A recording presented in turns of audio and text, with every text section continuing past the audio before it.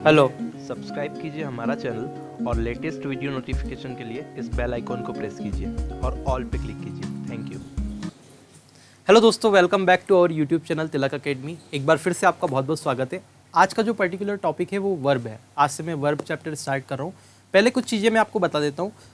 जो आपकी पीईबी के एग्ज़ाम है वहाँ पे वर्ब से ज़्यादा क्वेश्चन नहीं आए हैं। कभी कभार वर्ब से क्वेश्चन पूछे जाते हैं और एक दो क्वेश्चन कभी कभी पूछ लिए जाते हैं, ठीक है। और जेल प्रेरी और पीईबी की दूसरी एग्जाम्स अगर बात करें, एमपीएसआई, लेबर इंस्पेक्टर, सब इंजीनियर, तो इसमें ओवरऑल मिला के जो पीईबी ने वर्ब से क्वेश्चन पूछे हैं वो एक पर्टिकुलर क्राइटेरिया से पूछे हैं जिसमें आपको सिर्फ वर्ब का प्रयोग करते आना चाहिए, ठीक है। अगर आपको वर्ब का प्रयोग अगर मीनिंग पता हुआ है तो आप इजीली उन क्वेश्चन को बना पाएंगे। हम प्रैक्टिस में आगे वो क्वेश्चन भी देखेंगे और सारी चीज़ें देखेंगे। तो वर्ब में वही सारी चीज़ें मैं आपको पढ़ाने वाला हूँ जो एग्ज़ाम से रिलेटेड है, एग्ज़ाम पॉइंट ऑफ व्यू से बहुत ज़्यादा इंपॉर्टेंट है और जहाँ से क्वेश्चन बनते हैं। और भी रूल्स वर्ब्स के होते हैं तो वो मैं फालतू आपको नहीं बता रहा अभी, क्योंकि अगर आप बैंक की या एसएससी की तैयारी करते हैं तब वो वहाँ उपयोगी है। यहाँ पे आपको उसका इतना ज़्यादा उपयोग नहीं है। तो स्टार्ट करते हैं वर्ब से। तो वर्ब चैप्टर का सबसे पहले हम देखते हैं डेफिनेशन के वर्ब होता क्या है। सबसे पहले मैं बात बोल रहा हूँ डेफिनेशन की। अगर हम बात करें तो जिन शब्दों से, इंग्लिश में जिन पर्टिकुलर शब्दों से किसी क्रिया के होने का बोध होता है, दैट इज़ कॉल्ड वर्ब। मतलब किसी भी काम के होने का जहाँ बोध हो रहा है, जिन शब्दों से, जिन वर्ड से इंग्लिश में किसी काम के होने का फील आ रहा है, दैट इज़ कॉल्ड वर्ब।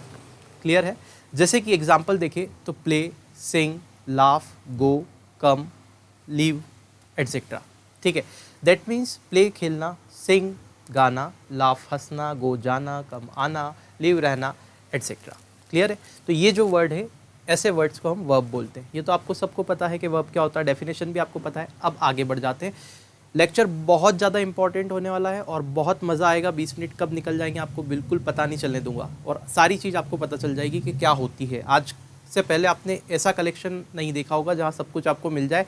इसके बाद मैं आपको टेंस पढ़ाऊँगा, तो आप देखिए कितना शानदार इसका यूज़ हम टेंस में करेंगे और पूरा टेंस आपको ऐसे सब कुछ हो जाएगा। बिल्कुल टेंशन लेने की ज़रूरत नहीं। आप एक बार तिलक अकेडमी से जुड़ गए, फिर वो सब टेंशन हमारी है। आप सिर्फ देखिए टाइप्स ऑफ वर्ब। अब हम बात करेंगे क्रिया के प्रकार की कि कितने टाइप की वर्ब होती है। तो मेन अगर बात करें मेनली तो वर्ब दो टाइप की होती है। पहला होता है प्रिंसिपल वर्ब। इस प्रिंसिपल वर्ब को हम मेन वर्ब भी बोलते हैं। पहला टाइप क्या होगा? प्रिंसिपल वर्ब यानी कि मेन वर्ब। और दूसरा टाइप होगा ऑक्सिलरी वर्ब। ऑक्सिलरी वर्ब को हम लोग हेल्पिंग वर्ब भी बोलते हैं। ऑक्सिलरी वर्ब को हम लोग हेल्पिंग वर्ब भी बोलते हैं। और कहाँ सुना है ऑक्सिलरी नाम आपने? मैंने इसके पहले ऑक्सिलरी यूज़ किया है नाम, बताओ कहाँ सुना है? मैंने आपको मॉडल पढ़ाए हैं, ठीक है। और मॉडल में मैंने आपको बताया था कि मॉडल वर्ब क्या होती है, ऑक्सिलरी वर्ब भी होती है। मतलब हेल्पिंग वर्ब भी हम एज अ मॉडल, मूड बताने के लिए या टेंस बताने के लिए यूज़ करते हैं। याद आया? ठीक है। तो वर्ब के दो प्रकार होते हैं। पहला हो गया आपके पास में कौन सा? प्रिंसिपल वर्ब, जिसे हम मेन वर्ब भी कहते हैं। सेकेंड टाइप हो गया आपके पास में मॉडल वर्ब, जिसे हम मॉडल नहीं, ऑक्सिलरी वर्ब, जिसे हम हेल्पिंग वर्ब भी कहते हैं। तो सबसे पहला टाइप देख रहे हैं हम लोग प्रिंसिपल वर्ब। थोड़ा सा फोटो अगर ऊपर हो जाएगा तो ज़्यादा अच्छा रहेगा। या देखिए प्रिंसिपल वर्ब। अब आपके पास में नोट्स दिख रहा है यहाँ पे। तो प्रिंसिपल वर्ब अगर देखिए तो मुख्यतः प्रिंसिपल वर्ब क्या होती है? Main verb. आपके पास में लिखा हुआ है मेन, तो जो सेंटेंस में मेन क्रिया होती है, जो मेन क्रिया का बोध करवाती है जो word, that is called principal verb. अब प्रिंसिपल वर्ब भी दो टाइप की होती है। इसके अंदर के टाइप आपको याद रखना है, इसकी सब कैटेगरी है। तो प्रिंसिपल वर्ब दो टाइप की होती है। पहली होती है ट्रांजिटिव वर्ब, सेकंड होगी इनट्रांजिटिव वर्ब। अब मेरी बात बहुत ध्यान से सुनना। ट्रांजिटिव वर्ब का मतलब क्या है, इनट्रांजिटिव वर्ब का मतलब क्या है। लोग बहुत इस्तेमाल करते हैं ट्रांजिटिव, इनट्रांजिटिव, ट्रांजिटिव, इनट्रांजिटिव, लेकिन मतलब नहीं पता कि क्या होता है। ट्रांजिटिव वर्ब का मतलब होता है अगर आप सेंटेंस में कोई भी वर्ब का यूज़ कर रहे हो और उस सेंटेंस में उस सेंटेंस का मीनिंग क्लियर करने के लिए, मतलब उस सेंटेंस का क्लियर कट भाव पकड़ने के लिए कि भाई इसका अर्थ क्या होगा, उसका संपूर्ण अर्थ सेंटेंस का निकालने के लिए अगर उस वर्ब को ऑब्जेक्ट की ज़रूरत पड़े, बिना ऑब्जेक्ट उस वर्ब का काम ही नहीं चले, तो ऐसी पर्टिकुलर वर्ब्स को हम बोलते हैं क्या? Transitive verbs. देखिए ध्यान से। तो ट्रांजिटिव वर्ब वो वर्ब्स होती है जिनको सेंटेंस में कंप्लीट मीनिंग देने के लिए क्या चाहिए? ऑब्जेक्ट की ज़रूरत होती है। बिना ऑब्जेक्ट के उनका काम नहीं चलेगा। जैसे मैंने बोला ही लव्स हिज मदर, तो यहाँ पे देखा ही क्या हुआ? सब्जेक्ट। अब किसी ने मुझसे बोला था सब्जेक्ट और ऑब्जेक्ट पे एक वीडियो अलग बना दो। अलग क्या बनाना, यही समझा देते हैं। He loves his mother. अभी पहले सब्जेक्ट ऑब्जेक्ट समझो, थोड़ी देर आराम से इत्मीनान से। ही लव्स हिज मदर लिखा हुआ है तो ही का मतलब हुआ सब्जेक्ट। जो आप किसी भी सेंटेंस को पढ़ो और पढ़ के थोड़ा सा समझो, थोड़ी देर उस पर रुको और समझो, जो काम को कर रहा है वो सब्जेक्ट होगा और जिसके ऊपर काम हो रहा है वो ऑब्जेक्ट होगा। यहाँ पे लिखा हुआ है he loves his mother, clear. तो ही मतलब सब्जेक्ट, क्योंकि वो प्यार कर रहा है। किसको कर रहा है? उसकी माँ को प्यार कर रहा है, तो माँ जो हो गया वो ऑब्जेक्ट हो गया, क्लियर। तो यहाँ पे ही सब्जेक्ट है और मदर ऑब्जेक्ट है। ये सब्जेक्ट ऑब्जेक्ट की झंझट खत्म। अब देखो ही लव्स हिज मदर, अब यहाँ पे लव्स क्या है? वर्ब का यूज़ हुआ है। ये SES का फंडा क्या है अभी आगे देखते हैं। तो ये लव्स यहाँ पे वर्ब का यूज़ हुआ है और इस वर्ब को कंप्लीट मीनिंग देने के लिए मदर की ज़रूरत पड़ी, मतलब ये ऑब्जेक्ट की ज़रूरत पड़ी। अगर मैं यहाँ तक सिर्फ इसको यहाँ तक लिख के छोड़ देता, सिर्फ यहाँ तक लिख के छोड़ देता कि ही लव्स, अगर मैंने ही लव्स लिख दिया होता तो ही लव्स क्या भैया? वो प्यार करता है। किससे? आप बोलते किससे? कंप्लीट मीनिंग दे रहा है क्या सेंटेंस? नहीं। तो इसको सेंटेंस को कंप्लीट मीनिंग देने के लिए ऑब्जेक्ट की ज़रूरत पड़ी, इसलिए मैंने इसको ट्रांजिटिव वर्ब बोला। तो लव जो है ट्रांजिटिव वर्ब हुई। ऐसे ही रीड्स अ बुक, तो वो पढ़ता है। तो क्या पढ़ता है? बुक, अखबार, न्यूज़पेपर, क्या पढ़ता है भाई? तो ही रीड्स अ बुक, तो बुक पढ़ता है। दैट मीन्स यहाँ पे रीड को कंप्लीट सेंस देने के लिए, इस सेंटेंस को कंप्लीट सेंस देने के लिए या फिर इसका मीनिंग कंप्लीट निकालने के लिए मुझे बुक की ज़रूरत पड़ी, ऑब्जेक्ट की ज़रूरत पड़ी। दैट मीन्स ये आपका रीड भी ट्रांजिटिव वर्ब है। ऐसे ही किल्ड, किल्ड यानी मारना, तो राम किल्ड, अब राम ने किल्ड, राम किल्ड यानी कि राम ने मारा। तो भाई किसको मारा? पहले ही सबसे पहले क्वेश्चन पूछोगे आप किसको? ट्रांजिटिव वर्ब में हमेशा आपके पास में क्वेश्चन बन जाएगा, ऐसी वर्ब जिन पे क्वेश्चन बन जाए। ही रीड्स, क्या पढ़ता है भाई? राम किल्ड, किसको मारा? तो राम किल्ड रावण, राम ने रावण को मारा, क्लियर। आई होप ये बिल्कुल आपको क्लियर होगा, इसमें कोई प्रॉब्लम नहीं है। अब बात करते हैं इनट्रांजिटिव वर्ब पे। ये SES का फंडा भी समझेंगे आगे, टेंस जब पढ़ाऊंगा। इनट्रांजिटिव वर्ब, ठीक है। इनट्रांजिटिव वर्ब क्या होती है? तो अभी हमने देखी वो वर्ब जिनको कंप्लीट सेंटेंस का मीनिंग देने के लिए ऑब्जेक्ट की ज़रूरत होती है, ट्रांजिटिव, और जिनको ऑब्जेक्ट की ज़रूरत ना हो वो इनट्रांजिटिव। जैसे कि लाफ, मैंने बोला आई लाफ, एग्जाम्पल देखते हैं। आई लाफ, इसको ऑब्जेक्ट की ज़रूरत ही नहीं, मैं हंसता हूँ। भाई क्यों हंसता है? हो सकता है, मतलब कहाँ हंसता है, ऐसा कोई ऑब्जेक्ट की ज़रूरत नहीं है ना। मैं हंसता हूँ, बस सेंटेंस अपने आप में कंप्लीट है। और ही स्माइल्स, वो मुस्कुराता है, ठीक है, तो वो मुस्कुराता है, सेंटेंस अपने आप में कंप्लीट है ना। तो किस पे मुस्कुराता है ऐसा कोई ज़रूरी नहीं है बताना, है ना। तो ये जो हुआ वो इनट्रांजिटिव वर्ब्स हुई। तो आई होप ये ट्रांजिटिव और इनट्रांजिटिव बिल्कुल क्लियर होगा। अब अगला टाइप देखते हैं, ऑक्सिलरी वर्ब यानी कि हेल्पिंग वर्ब। चलिए नेक्स्ट पेज लगा दीजिए, आ जाइए भाई ऑक्सिलरी वर्ब पे। ये तो वही पेज है, नेक्स्ट। हाँ, ऑक्सिलरी वर्ब। अब देखो ऑक्सिलरी वर्ब क्या होता है? ऑक्सिलरी वर्ब को बोलते हैं हेल्पिंग वर्ब। अब मेरी बात सुनना, जो वर्ब एज ए सहायक क्रिया के रूप में प्रयोग की जाती है, सहायक मतलब किसी सेंटेंस को फॉर्म करने के लिए जो वर्ब हेल्प करती है। अब वह वर्ब हेल्प किस लिए करती है? तो वो वर्ब हेल्प करेगी टेंस बताने के लिए। जैसे आपने एक सेंटेंस लिख दिया, अब वो सेंटेंस आज का है, कल की बात बता रहा है, या बीते हुए कल की बात बता रहा है, ये कैसे पता करोगे? तो ये पता करते हैं हम ऑक्सिलरी वर्ब से। तो ऑक्सिलरी वर्ब का मतलब होता है हेल्पिंग वर्ब, मतलब ऐसी वर्ब्स जो किसी सेंटेंस के फॉर्मेशन में हेल्प करती है, मेन वर्ब की हेल्प करती है सेंटेंस का सेंस बताने में, और जो कि टेंस या मूड को बताती है, टेंस या मूड को बताती है, ऑक्सिलरी वर्ब कहलाती है। हमने मॉडल वर्ब और ऑक्सिलरी वर्ब सेम होती है, मैंने आपको मॉडल में भी यही बताया था। मॉडल वर्ब वो वर्ब होती है जो सेंटेंस को मूड को बताती है, ठीक है। तो अल्टीमेटली वही है, वर्ब तो वही है। तो ऑक्सिलरी वर्ब हमने देख लिया कि मूड या टेंस को बताती है और मेन वर्ब के साथ में लग के सेंटेंस की हेल्प करती है सेंटेंस फॉर्मेशन में, ठीक है, मूड या टेंस बताने में। अब देखो ऑक्सिलरी वर्ब क्या होगी, एग्जांपल देखते हैं। ही इज़ प्लेइंग क्रिकेट, मतलब वह क्रिकेट खेल रहा है। अब यहाँ पे प्रेजेंट कंटिन्यूस टेंस बताया है, यहाँ पे हेल्पिंग वर्ब क्या लगाई? इज़ लगाई, ठीक है। टेंस पढ़ाऊंगा तो बहुत अच्छे से समझ में आ जाएगा सब, अभी सिर्फ देखते जाओ। तो he is playing cricket, that means यहाँ पे इज़ आया, तो इज़ क्या है? ऑक्सिलरी वर्ब है, यानी कि हेल्पिंग वर्ब है। I am going to market, तो यहाँ पे मैं मार्केट जा रहा हूँ, दैट मीन्स आई एम, तो यहाँ पे एम क्या है? ऑक्सिलरी वर्ब है, यानी कि हेल्पिंग वर्ब है। आप बोलोगे मेन वर्ब क्या है? तो मेन वर्ब प्लेइंग है, यहाँ पे खेलना है। गोइंग यानी कि जाना, यहाँ पे मेन वर्ब है, क्लियर है। I have done my all work, मतलब मैंने अपना सारा काम कर लिया है, दैट मीन्स यहाँ पे हैव जो है वो हेल्पिंग वर्ब हो गई, और यहाँ पे डन जो हो गया ये मेन वर्ब है, क्लियर। तो मेन वर्ब हेल्पिंग वर्ब में क्लियर समझ में आ रहा है, प्रिंसिपल वर्ब मेन वर्ब और सेकंड वाला हेल्पिंग वर्ब जो मैंने एग्जांपल दिया। अब देखो ऑक्सिलरी वर्ब के एग्जांपल क्या क्या है। तो जितनी भी ऑक्सिलरी वर्ब आप इंग्लिश में यूज़ करते हो ये सारी एक जगह लिखी हुई है। यही मॉडल भी होता है, मॉडल में भी यही सारी चीज़ें मैंने आपको पढ़ाई थी। मॉडल में हालांकि इज एम आर हैज़ और ये चीज़ें नहीं बताई थी, जो modal as a modal auxiliary verb जो प्रयोग होती है वही बताई थी, और वही होती है। ठीक है, तो आप देख सकते हैं क्या क्या ऑक्सिलरी वर्ब है। तो is, am, are, has, have, was, were, do, does, did, had, shall, will, may, might, can, must, could, should, would, ought और नीड और डेयर, ये सारी क्या होती है, ऑक्सिलरी वर्ब होती है। क्लियर है, कोई प्रॉब्लम तो नहीं है इसके अंदर। तो ये सारा ऑक्सिलरी वर्ब का कंटेंट आपको दे दिया एक जगह कि ये ऑक्सिलरी वर्ब इतनी टाइप की होती है इंग्लिश में। अब आगे बढ़ते हैं। ठीक है, अब एक नोट जो कि आपको बड़ा 2000 का समझ के अपनी पॉकेट में रख लेना। पॉकेट में नहीं, ये नोट सारे दिमाग में रखो। ठीक है, एग्जाम में बहुत काम आएंगे। ऑक्सिलरी वर्ब का कभी कभी प्रयोग एज अ मेन वर्ब भी करते हैं।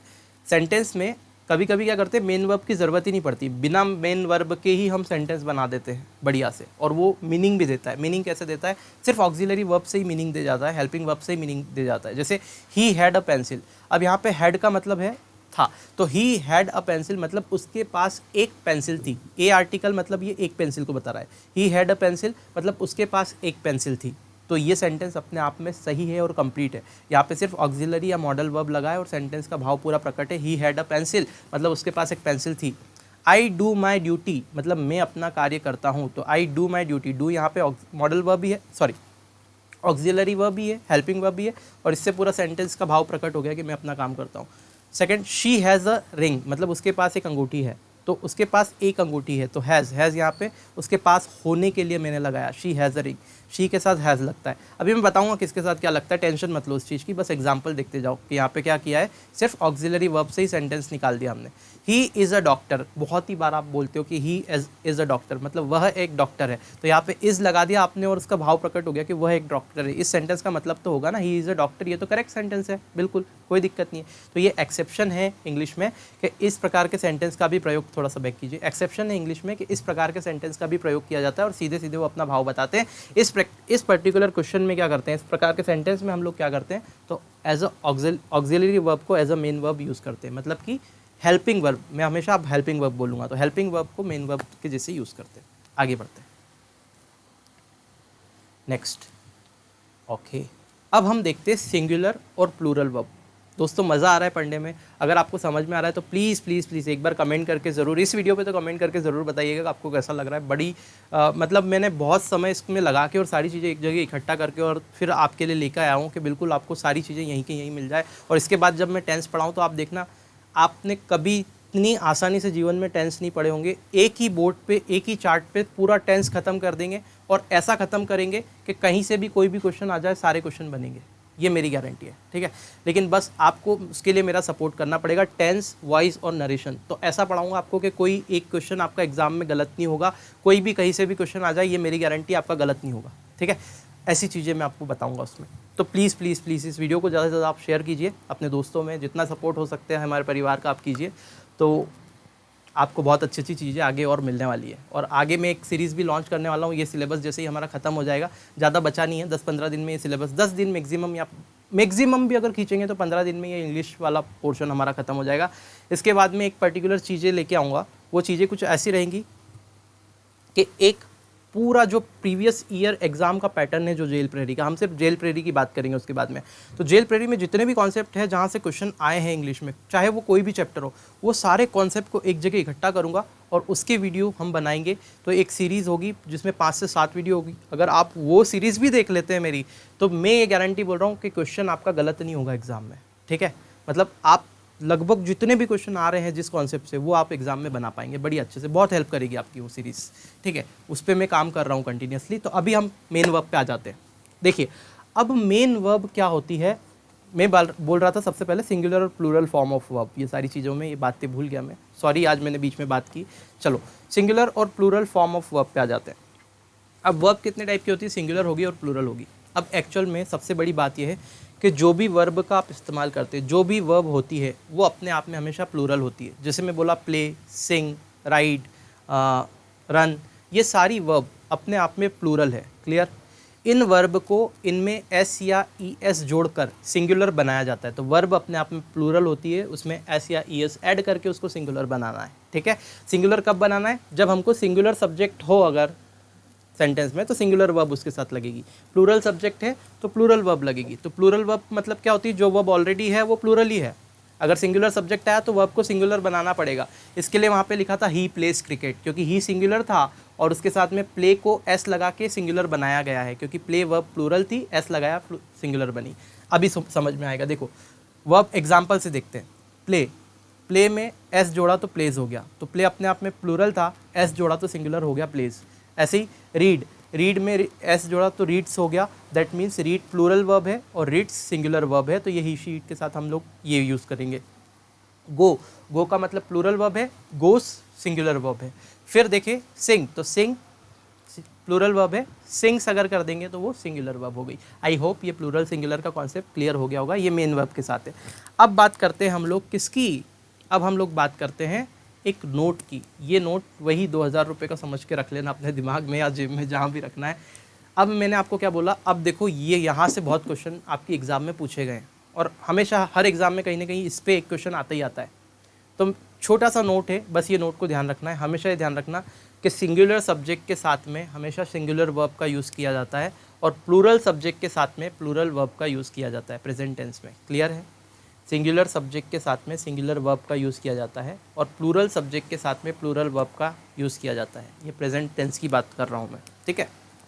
अब ज़रा ध्यान से देखिए, अभी टेंस पढ़ाऊँगा तो बाकी टेंस की तो आपको बात समझ में आ ही जाएगी। अब ज़रा ध्यान से देखिए, जैसे सिंगुलर सब्जेक्ट क्या है,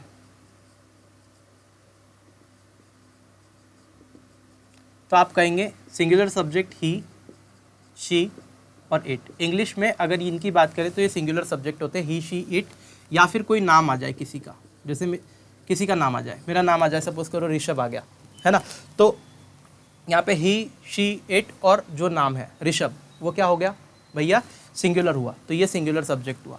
अब मैं बात करूँ प्लूरल की, तो प्लूरल सब्जेक्ट क्या होते हैं इंग्लिश में, तो आई, वी, यू, दे, ये जो सब्जेक्ट होते हैं आई, वी, यू, दे, ये प्लूरल होते हैं। क्लियर है? और ग्रुप ऑफ नेम आ जाए, जैसे कि मैंने बोला स्टूडेंट, स्टूडेंट्स बोला, तो स्टूडेंट्स अगर लिखा हुआ है तो ये प्लूरल है, स्टूडेंट लिखा है तो सिंगुलर सब्जेक्ट है। क्लियर है? ये तो समझ में आई गया होगा। मैंने नाउन में बताया था एस ई एस जोड़ के सिंगुलर को प्लूरल बनाया जाता है, नाउन और वर्ब का उल्टा केस होता है, सब कुछ बताया था। अब ये देखो यहाँ पे, अब इसको ज़रा ध्यान से देखना मैं क्या बताना चाह रहा हूँ। यहाँ पे ये नोट में ये बोला जा रहा है कि सिंगुलर सब्जेक्ट के साथ में हमेशा सिंगुलर वर्ब का प्रयोग किया जाता है और प्लूरल सब्जेक्ट के साथ में हमेशा प्लूरल वर्ब का प्रयोग किया जाता है। जरा आप ध्यान से देखिएगा, सिंगुलर सब्जेक्ट क्या होते हैं, तो ही, शी, इट या कोई नेम सिंगुलर सब्जेक्ट होते हैं, इनके साथ सिंगुलर वर्ब भी लगेगी। देखो जरा ध्यान से, ही प्लेज फुटबॉल, वह फुटबॉल खेलता है, ही सिंगुलर सब्जेक्ट हुआ, प्लेज मैंने प्ले में एस जोड़ के सिंगुलर वर्ब बनाई, तो सिंगुलर सब्जेक्ट के साथ सिंगुलर वर्ब आई और फुटबॉल ये ऑब्जेक्ट आया, दैट मीन्स ये सेंटेंस बिल्कुल करेक्ट है, इसमें इनकरेक्ट का सवाल ही नहीं है। लेकिन मैं अगर ऐसा कर दूंगा ही प्ले फुटबॉल, तो ये सेंटेंस इनकरेक्ट है। कितनी बार एग्जाम में ऐसा देके पूछा हुआ है, ही प्ले फुटबॉल, ये इनकरेक्ट है, ये गलती है। ठीक है, गलती क्यों है मेरे दोस्त, क्योंकि सिंगुलर सब्जेक्ट है तो यहाँ सिंगुलर वर्ब आनी चाहिए। प्लूरल वर्ब कैसे लगा दिया आपने, रूल ही नहीं है। ठीक है, फिर देखते हैं I play cricket, I play cricket. अब ये प्ले क्रिकेट मेरा फेवरेट गेम है, तो अल्टीमेटली मुझे बहुत पसंद है, खेल नहीं पाता हूँ वो बात अलग है, नहीं तो अभी मैं भी क्रिकेटर हो जाता। ठीक है, अभी मजाक कर रहा हूँ। ठीक है, अल्टीमेटली मैं यहाँ जहाँ हूँ वहीं से हूँ। नेक्स्ट देखते हैं, आई प्ले क्रिकेट। तो आई प्ले क्रिकेट का मतलब क्या होता है, मैं क्रिकेट खेलता हूँ। तो यहाँ पे आई जो होता है, देखो इंग्लिश में आई को प्लूरल कंसिडर करते हैं, तो आई प्ले क्रिकेट, तो इसके साथ प्लूरल वर्ब लगाई, प्लूरल सब्जेक्ट, प्लूरल वर्ब और क्रिकेट ऑब्जेक्ट, तो ये बिल्कुल सही है सेंटेंस। अगर आई प्लेस क्रिकेट कर दिया मैंने, आपने आई को सिंगुलर समझ के अगर प्लेस कर दिया तो गलत हो जाएगा। आई को इंग्लिश में हमेशा प्लूरल माना जाता है, ध्यान रखिएगा। तो आई प्लेस क्रिकेट, ये गलत हो जाएगा, आई प्ले क्रिकेट होगा। ऐसे ही हम देखें नेक्स्ट, यू रीड बुक, मतलब आप बुक पढ़ते हैं, ये बिल्कुल करेक्ट सेंटेंस है, क्योंकि यू प्लूरल सब्जेक्ट है और यू ये जो है वो प्लूरल वर्ब है। यहाँ पे यू लिखा था मैंने, हाँ ठीक है। अब देखते हैं, यू रीड्स बुक, अगर रीड्स कर दिया मैंने यहाँ पे, मतलब प्लूरल सब्जेक्ट के साथ सिंगुलर वर्ब लगा दी, तो ये गलत हो जाएगा मामला, ये गलत है। क्लियर है? आई होप ये पूरा मामला आपको क्लियर होगा। यहाँ से कई बार क्वेश्चन पूछे गए हैं, याद रखिएगा। आगे जाते हैं, दूसरी एग्जाम में भी पूछे गए यहाँ से क्वेश्चन। ऑक्सिलरी वर्ब की बात करते हैं, तो जैसे मैंने मेन वर्ब को सिंगुलर और प्लूरल करके आपको बताया, ऐसे ही ऑक्सिलरी वर्ब भी सिंगुलर और प्लूरल हो सकती है। जरा ध्यान से देखिए कैसे। अगर सिंगुलर की बात करें ऑक्सिलरी वर्ब में, यानी कि हेल्पिंग वर्ब, तो हेल्पिंग वर्ब इज का प्लूरल बनाएंगे तो आर होता है। ठीक है, ही इज़ गोइंग और दे आर गोइंग। क्लियर है? ही इज़ गोइंग, वह जा रहा है, दे आर गोइंग, वे जा रहे हैं। क्लियर है? तो दे के साथ आर लगाया, दे प्लूरल था तो आर लगाया, ही सिंगुलर था तो इज़ लगाया। तो इस का क्या बनता है प्लूरल वर्ब आर, डस का क्या बनता है डू, या फिर मैं बोलूँ डू का सिंगुलर बनाना है तो डस लगाएंगे, ईएस लगा देंगे, है ना। वर अपने आप में जो हेल्पिंग वर्ब है WERE वर, जो आपका प्रेजेंट पास्ट कंटिन्यूस टेंस में यूज़ होता है, तो जो वर्ब हेल्पिंग वर्ब वर है, प्लूरल है, उसका सिंगुलर बनाएंगे तो वॉस, तो वॉस का प्लूरल क्या होता है वर। ऐसे ही हैज़ का प्लूरल अगर देखें तो हैव होता है, हेड का प्लूरल हेड ही रहता है, हेड की जगह हेड यूज़ करते हैं, ठीक है। और भी बहुत सारी दूसरी वर्ब भी ऐसे ही आप यूज़ कर सकते हैं। तो आई होप ये बिल्कुल क्लियर होगा कि सिंगुलर और प्लूरल कैसे बनाया जाता है वर्ब को, इसमें कोई प्रॉब्लम नहीं है। अब ज़रा ध्यान से देखिए, यहाँ भी एक रूल है कि अगर सिंगुलर सब्जेक्ट है तो उसके साथ सिंगुलर हेल्पिंग वर्ब या ऑक्सिलरी वर्ब आएगी, और वही रूल यहाँ भी चलता है। प्लूरल सब्जेक्ट है तो उसके साथ में क्या आएगा, प्लूरल ऑक्सिलरी वर्ब आएगी। क्लियर है, यानी कि हेल्पिंग वर्ब आएगी। इसके भी एग्जाम्पल देख लेते हैं हम लोग। जैसे मैंने बोला ही इज़ प्लेइंग क्रिकेट, तो ही इज़ प्लेइंग क्रिकेट मतलब वह क्रिकेट खेल रहा है। आई एम प्लेइंग क्रिकेट यानी कि मैं क्रिकेट खेल रहा हूँ। क्लियर है, तो आई के साथ ध्यान रखना, आई के साथ एम लगता है। क्लियर है, आई एज अ प्लूरल आप सपोज कर सकते हो, उसके साथ एम लगता है, तो I am playing cricket, that is correct. He has done it, उसने यह किया है, ये बिल्कुल करेक्ट सेंटेंस है। अगर मैं ही हैव डन इट कर देता तो ये गलत हो जाता, क्योंकि ही के साथ हैज़ लगेगा, ही सिंगुलर सब्जेक्ट है तो सिंगुलर वर्ब लगेगी हैज़, ठीक है, ये हेल्पिंग वर्ब सिंगुलर। उसके बाद में आई हैव डन इट यानी कि ये मैंने किया है, तो आई एज अ प्लूरल हम यूज़ करते हैं तो उसके साथ में प्लूरल वर्ब लगी हैव डन इट, ये बिल्कुल करेक्ट है। फिर देखिए we were doing the work, मतलब हम काम कर रहे थे, तो वी के साथ में क्या लगेगा वर। अगर वी के साथ वॉस कर दोगे, we was doing the work, तो ये सेंटेंस गलत हो जाएगा, वर आएगा। क्यों वर आएगा भाई, क्योंकि ये वी है, प्लूरल सब्जेक्ट है, तो प्लूरल वर्ब आएगी कि नहीं, तो प्लूरल ऑक्सिलरी वर्ब यूज़ की, मतलब कि वर यूज़ किया। देखो ये वॉस का क्या था, प्लूरल वर था। आई होप ये क्लियर होगा। अगर आपको कुछ समझने में दिक्कत आ रही ना, पहली बार अगर कोई बंदा वीडियो देख रहा है तो उसको थोड़ा सा धीरे धीरे समझ में आती है इंग्लिश। आज मैं थोड़ा सा फास्ट निकल गया, ठीक है, तो आप आराम से इसको नहीं आ रहा समझ में, एक बार और रिपीट करके देखिए, समझ में आने की तो गारंटी आपको आएगा ही आएगा, ठीक है। आगे देखते हैं। अब देखिए बहुत इंपॉर्टेंट चीज़ जिसका मेन उपयोग आपको समझ में आएगा टेंस में, जब हम टेंस पढ़ेंगे मज़ा आ जाएगा आपको टेंस पढ़ने में। तो बिल्कुल इस वीडियो को शेयर कर देना ज़्यादा से ज़्यादा। किसी वीडियो पे ज़्यादा नहीं बोलता हूँ मैं, लेकिन इस पर बार बार दबाव दे के बोल रहा हूँ। अगर आपने आज तक मुझसे कुछ चीज़ सीखी है, या फिर आपको ऐसा लगता है कि मैं कहीं ना कहीं आपकी हेल्प कर पाया वीडियोज़ को देकर आपको, या फिर मैंने कुछ अच्छा काम किया है आपको वीडियो दे के फ्री में सारी चीज़ें प्रोवाइड करके, तो इस वीडियो को आप लोग ज़रूर शेयर करेंगे, ठीक है, मैं ऐसी उम्मीद कर रहा हूँ। अब देख रहे हैं वर्ब का फॉर्म, तो वर्ब की फॉर्म की अगर बात करें तो वर्ब की 4 फॉर्म होती है, first form, second form, third form. वैसे 3 ही फॉर्म होती है, फोर्थ फॉर्म हम टू बी फॉर्म बना देते हैं ING लगा के, ठीक है। तो इनका प्रयोग होता है पूरे टेंस में, इसलिए मैंने चारों यहाँ पे लिख दिया। तो वर्ब का 4 फॉर्म आपको याद रखना है, first form, second form, third form. Mainly first second third होती है, लेकिन ये एक्स्ट्रा हमने ऐड की है फोर्थ फॉर्म। क्लियर, तो फर्स्ट सेकंड थर्ड और फोर्थ टू बी फॉर्म। अब देखो जैसे कि मैं कोई भी वर्ब देखूँ मेन वर्ब, तो उनकी फॉर्म कैसे बनाते हैं, ऑलरेडी फॉर्म्स होती है, उनको आपको लर्न करना पड़ेगा। इस वर्ब की फॉर्म के ऊपर कल जब मैं वीडियो बनाऊंगा, आज तो मैं वो पेज ले नहीं पाया, मुझे याद था लेकिन ये मिस हो गया, तो कल का जो वीडियो आपको मिलेगा उसमें मैं सारी इंपॉर्टेंट वर्ब्स की फॉर्म आपको एज अ एक PDF के फॉर्म में, एक फ़ोटो के फॉर्म में दे दूंगा। तो वो फ़ोटो से आप लोग देख सकते हैं कि इंपॉर्टेंट वर्ब है और इनकी फॉर्म हमको याद रखनी है, क्योंकि वो इंपॉर्टेंट है, आपको एग्जाम में काम आएगी, ठीक है। अब देखो जैसे प्ले, प्ले का मतलब होता है खेलना, तो फर्स्ट फॉर्म होगी प्ले, सेकंड फॉर्म होती है प्लेड, और थर्ड फॉर्म भी प्लेड होगी, और फोर्थ फॉर्म होगी प्लेइंग। फोर्थ फॉर्म जो होती है वो टू बी फॉर्म होती है। इसमें हम क्या करते हैं, जो भी मेन वर्ब है सिंपल फॉर्म उसका फर्स्ट फॉर्म, उसमें ING लगाकर बनाया जाता है, ठीक है। जैसे बाइट, बाइट का मतलब होता है दांत से काटना, तो बाइट का ING फॉर्म क्या होगा, बाइटिंग, तो फोर्थ फॉर्म बाइटिंग। तो देखो कुछ कुछ वर्ब तो सीधे सीधे ED लगा के, मतलब बहुत सारी वर्ब, अब ध्यान से समझो, अच्छे से समझो, बहुत सारी वर्ब इंग्लिश में ऐसी होती है जिनको सीधे पीछे ED लगा के आप सेकंड और थर्ड फॉर्म बना सकते हैं। जैसे वॉच, तो वॉच का क्या होगा, वॉश्ड और वॉश्ड, तो यहाँ पे ED लगाया, काम खत्म हो गया। प्ले, प्लेड और प्लेड, तो ED लगाया, सेकंड और थर्ड फॉर्म बन गई। लेकिन कुछ कुछ वर्ब ऐसी होती है जो कि सेकंड फॉर्म और थर्ड फॉर्म में पूरी तरीके से चेंज हो जाती है, उनको आपको याद रखना ही पड़ेगा, उसमें आप ED नहीं लगा सकते हैं तो गलत हो जाएगा। जैसे बाइट, BIT मतलब दांत से काटना, तो यहाँ पे हो जाएगा बिट, BIT सेकेंड फॉर्म, और थर्ड फॉर्म इसका हो जाता है BITTN बिटन, और फोर्थ फॉर्म हो जाता है बाइटिंग। क्लियर है, क्लियर है, कोई प्रॉब्लम तो नहीं है। तो ये सेकंड और थर्ड फॉर्म ऐसे बनेगा, फोर्थ फॉर्म भी ऐसे बनेगा। कम, तो कम का सेकंड फॉर्म होता है केम, और थर्ड फॉर्म वापस से कम हो जाता है, तो कम, केम और कम। तो फर्स्ट फॉर्म कम, सेकंड फॉर्म केम, थर्ड फॉर्म वापस से कम, और फोर्थ फॉर्म आईएनजी लगेगा तो कमिंग। ऐसे ही देखेंगे डिग, डिग का मतलब होता है खोदना, तो डिग, डग, फिर डग, थर्ड फॉर्म भी डग और फोर्थ फॉर्म डिगिंग, है ना। फिर देखेंगे डू, तो डू का सेकेंड फॉर्म होता है डिड और थर्ड फॉर्म होता है डन। तो do first form, second did, third done, done और फोर्थ फॉर्म डूइंग। ऐसे ही अगर यहाँ देखें तो ड्रिंक, ड्रैंक, ड्रंक, ड्रिंकिंग, इसके बाद में ड्राइव, ड्रॉव, ड्राइवन, ड्राइविंग, उसके बाद में फाइंड, फाउंड, फाउंड, फाइंडिंग, इसके बाद में ईट, एट, ईटन और ईटिंग।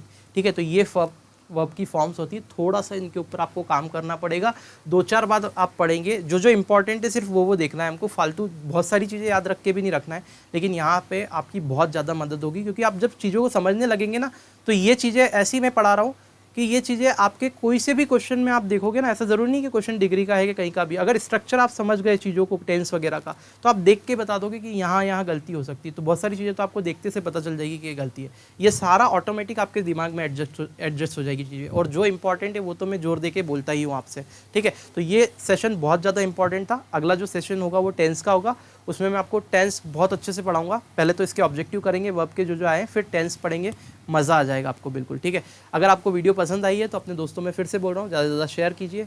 अच्छा लगा है तो आप लाइक कर सकते हैं। अगर पहली बार चैनल पे इस वीडियो को देख रहे हैं, हमसे जुड़कर तैयारी करना चाहते हैं, सारे सब्जेक्ट की प्लेलिस्ट अवेलेबल है हमारे चैनल पे, जाके एक बार ज़रूर देखिएगा। हमने बहुत मेहनत से उनको डिज़ाइन किया है आप लोगों के लिए, मतलब बिल्कुल एग्ज़ाम ओरिएंटेड, नो फालतू की बकवास। ठीक है, तो आई होप आपको ये पसंद आएगा। चलिए, अगर चैनल पे नए तो सब्सक्राइब कर लीजिए, पास ही में एक बेल आइकॉन बनकर आएगा, उस पर प्रेस कर दीजिएगा, तो आपको लेटेस्ट वीडियो का नोटिफिकेशन मिलता रहेगा। मिलते हैं नेक्स्ट वीडियो में, तब तक के लिए जय हिंद।